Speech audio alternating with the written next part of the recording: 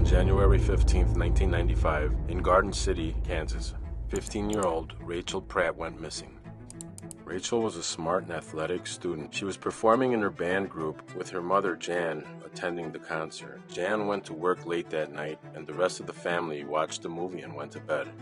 Lane Salisbury is Rachel's sister, who was only 3 at the time of her disappearance, and was the last one to see her. Rachel walked her back to bed after she got up for a drink.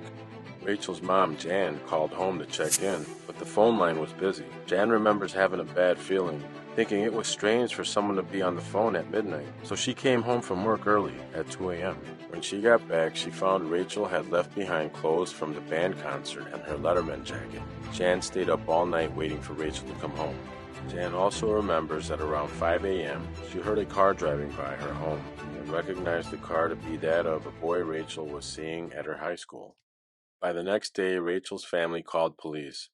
Jan says police dropped the ball because they never took the case serious. It wasn't until they had missing persons flyers made that police actually showed up to their home. Just before she went missing, Rachel was in some trouble for shoplifting a pregnancy test. Jan took her to the health department and confirmed she was pregnant. Rachel then told her mother that a boy in high school who was 18 at the time was the father. Rachel made a statement to police, and they decided to press charges against him. She was scheduled to testify against him a couple weeks after her disappearance.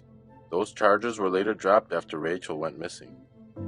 Garden City police say they continue to work on the case of a 15-year-old girl who disappeared in 1995. Rachel Pratt was last seen watching a movie inside her family's Garden City home at about 1 a.m. on January 16th of 1995. She was several months pregnant when she disappeared. Police Captain Mike Utz says the department hasn't had a reported sighting of Pratt for several years, but he says investigators remain hopeful that she is still alive. Pratt's mother, Jan Ramirez, says she still prays for her daughter and still misses her. She continues to hope that Rachel is still alive and will someday contact her family, as she still remains with the same number for all these years.